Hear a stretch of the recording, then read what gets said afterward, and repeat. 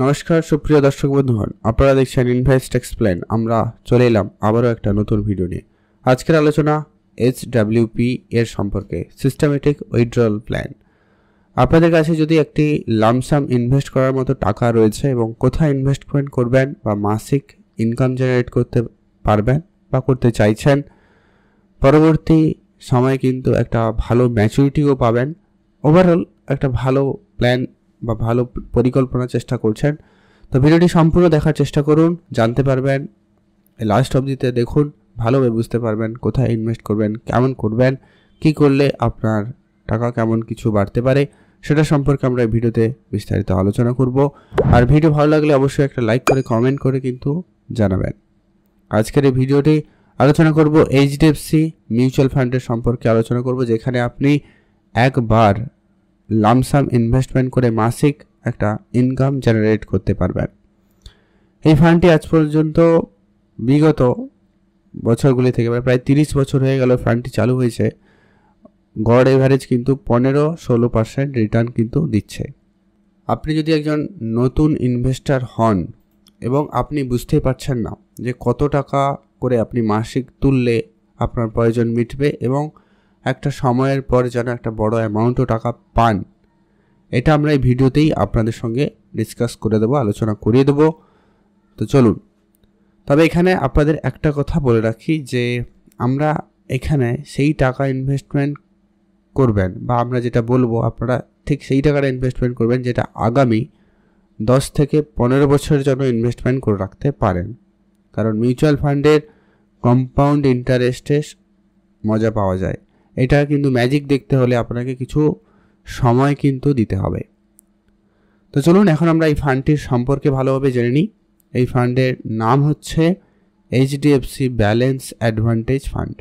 এটি একটি hybrid fund. এই ফান্ডটির যথেষ্ট পরিমাণ ভালো পরিমাণের একটা ফান্ড, কারণ এর নাম শুনে আপনারা বুঝতে পারছেন এটি একটি ব্যালেন্সড ফান্ড। অতএব এখানে যে টাকাটা জমা করা হয় তা ইকুইটি, ডেব্ট এবং ক্যাশে জমা করা হয় এবং ইনভেস্টমেন্ট করা থাকে, যার কারণে রিস্ক অনেকটাই এখানে কম থাকে। এই ফান্ডটি পুরনো রিটার্ন যথেষ্ট পরিমাণ ভালো দিয়েছে। গত এক বছর দেখলে একটু খারাপ দেখা যাবে, কারণ এই মুহূর্তে শেয়ার মার্কেট একবারে খুব খারাপ পরিস্থিতি, যার কারণে পার্সেন্টেজ একটু কম দেখাতে পারে। তবেও গত 3 বছরের গড় হিসাব দেখলে 19.76% বার্ষিক হারে রিটার্ন দিয়েছে। গত 5 বছর দেখলে 20.90% বার্ষিক হারে রিটার্ন দিয়েছে। গত 10 বছরে দেখলে 13.56% বার্ষিক হারে কিন্তু দিয়েছে। 30 বছরে গড় দেখলে প্রায় 15.31% মানে প্রায় 15.5% এরকম একটা বার্ষিক রিটার্ন কিন্তু দিয়েছে। এই ফান্ডটি চালু হয়েছিল 1 ফেব্রুয়ারি 1994 সালে। এই ফান্ডে মিনিমাম ইনভেস্টমেন্ট হচ্ছে 100 টাকা, মাসিক SIP করা যেতে পারে, আর লামসামেও কিন্তু আপনারা মিনিমাম 100 টাকা এককালীন ইনভেস্ট করা যেতেও পারে। বর্তমানে এই ফান্ডটির ন্যাব ভ্যালু হচ্ছে 522 টাকা 59 পয়সা। টোটাল এই ফান্ডের যে টাকা ইনভেস্ট করা রয়েছে সেটা হচ্ছে 90,374 কোটি টাকা। এক্সপেন্স রেশিও যদি কথা বলা হয়, মানে যেটা হচ্ছে এই ফান্ডে ম্যানেজমেন্ট করতে যে খরচটা কাটা হয় সেটা হচ্ছে 0.81% আপনার ইনভেস্টমেন্ট থেকে কাটা হবে বা খরচ হয়। Exit load 1%। যদি আপনি 1 বছরের আগে টাকাটা তুলে নেন বা বন্ধ করেন, সেক্ষেত্রে আপনাকে 1% এক্সিট লোড দিতে হবে, আর 1 বছরের পরে যদি আপনার টাকা তোলেন কোনো এক্সিট লোড দিতে হবে না।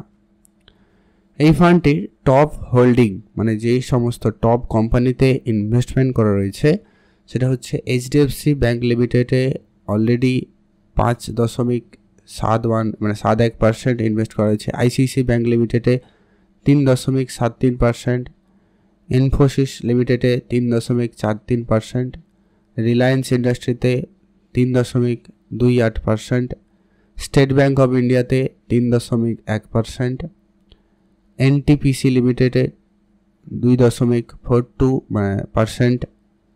এইভাবে ভারত এয়ারটেল, কোল ইন্ডিয়া, এইরকম টপ বড় বড় কোম্পানিতে ইনভেস্টমেন্ট করা রয়েছে।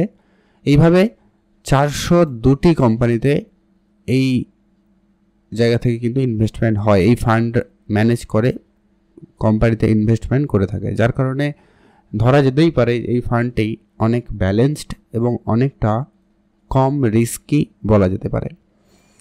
আর হচ্ছে এই ফান্ডের যে যদি ইকুয়ালিটি বলা হয় তাহলে কিন্তু দেখুন ইকুইটিতে প্রায় 56% ইনভেস্ট করা রয়েছে, মানে আপনার টাকা যে ইনভেস্ট করবেন তার 56% ইকুইটি মার্কেটে যাবে, ডেপ্ট মার্কেটে থাকবে 30% আর ক্যাশে থাকবে 11.6%। তো অনেকটা ব্যালেন্স করে রাখা হচ্ছে আপনার টাকাকে, তাই অনেকটা কম রিস্ক মেনে চলা যেতে পারে। তো চলুন এখন আমরা হিসেব করে দেখে নেব যে আপনি কত টাকা ইনভেস্টমেন্ট করলে কত টাকা পাবেন।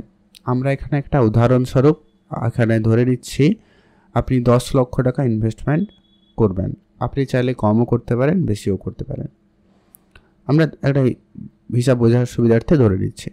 এখানে আপনি ধরুন 10 লক্ষ টাকা ইনভেস্টমেন্ট করলেন, প্রতি মাসে 8,000 টাকা SWPর মাধ্যমে তুলতে থাকবেন বা উইথড্রল করবেন। আনুমানিক রিটার্ন আমরা বিগত বছরের যে রিটার্ন রয়েছে আনুমানিক রিটার্ন সেখান থেকে 15%ই ধরে নিচ্ছি।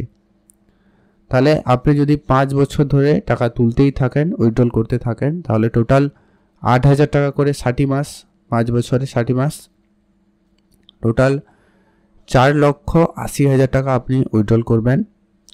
যদি কোনো কারণে আপনার এই টাকাটা খুব দরকার পড়ে এবং আপনি সেই টাকাটা এককালীন তুলতে চান 5 বছর পরে আর করতে চান না, সেক্ষেত্রে আপনি 5 বছর পরে আপনার সেই 10 লক্ষ টাকাটা গিয়ে দাঁড়াবে 13,20,711 টাকা। টোটাল যোগ করলে প্রায় আপনার হয়ে যাবে, আপনি টোটাল 5 বছরে আপনার 10 লক্ষ টাকা থেকে পাবেন প্রায় 17-18 লক্ষ টাকা সামথিং কিন্তু পেয়ে যেতে পারেন। যদি আপনি এটা 10 বছর ধরে যদি করতে পারেন, 10 বছর যদি টাকা তুলতে থাকেন, তাহলে টোটাল 8,000 টাকা করে 120 মাস, তাহলে টোটাল আপনি উইথড্রল করে নেবেন 9,60,000 টাকা।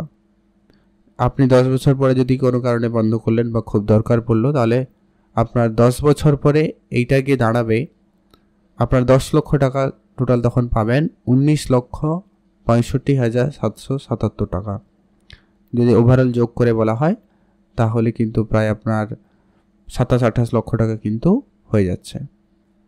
ঠিক একইভাবে যদি আপনি এটা 15 বছর ধরে করতে পারেন, 15 বছর ধরে যদি আপনি টাকাটা যদি 8,000 টাকা করে তোলেন, তাহলে 180 মাস, তাহলে টোটাল উইথড্রল করবেন আপনি 15 বছরে 14,40,000 টাকা।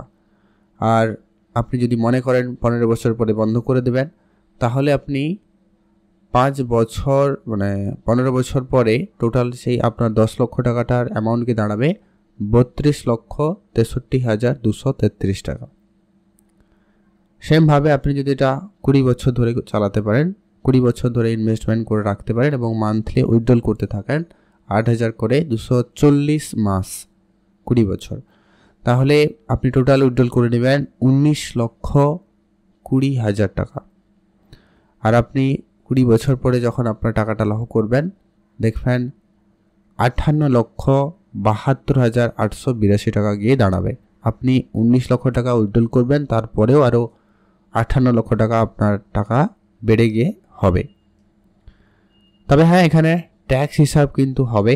আপনি লং টার্ম এখনকার ট্যাক্স হিসাবে লং টার্ম ক্যাপিটাল গেইনে কিন্তু 12.5% ট্যাক্স দিতে হবে। তবে সেটা আপনার আইটি ফাইল করার সময় আপনার অন্যান্য খরচপাতি হিসাব নিকাশ করে দাঁড়াবে এবং 1.5 লক্ষ টাকার একটা ছাড় পাবেন এখনকার হিসাবে।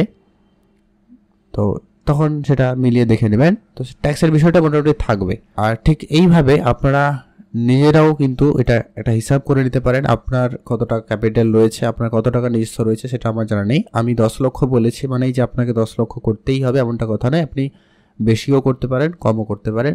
গুগলে গিয়ে SWP ক্যালকুলেটর সার্চ করে আপনারা সেখানে চেক করে নিতে পারেন আপনার সুবিধা মতো করে টাকা ইনভেস্ট করে কত টাকা আপনার মাসে লাগবে, কত টাকা আপনি উইথড্রল করবেন এবং ভবিষ্যতের জন্য একটা কত টাকা তৈরি করতে চাইছেন, এরকম একটা গোল আপনারা হিসাব করে ইনভেস্টমেন্ট করতে পারেন। এই ভিডিওটি শুধুমাত্র শিক্ষামূলক ভিডিও ছিল। এখানে আমি আপনাদেরকে কোনোভাবে জোর করছি না যে আপনারা এখানে ইনভেস্টমেন্ট করুন বা এটা করুন, কারণ মিউচুয়াল ফান্ড ইনভেস্টমেন্ট খুবই ঝুঁকিপূর্ণ। তাই ভেবেচিন্তে নিজের ইচ্ছায় ইনভেস্টমেন্ট করবেন, সম্পূর্ণ ভালোভাবে ডিটেলসে জেনে বুঝে তারপরেই ইনভেস্টমেন্ট করুন। আজকের ভিডিও এই পর্যন্ত। ভিডিও কেমন লাগলো অবশ্যই লাইক কমেন্ট করে জানাতে কিন্তু ভুলবেন না। আপনাদের অসংখ্য ধন্যবাদ। আবারও আসবো নতুন আর একটা ভিডিও নিয়ে, ততক্ষণ পর্যন্ত আপনারা ভালো থাকুন। জয় হিন্দ, জয় ভারত।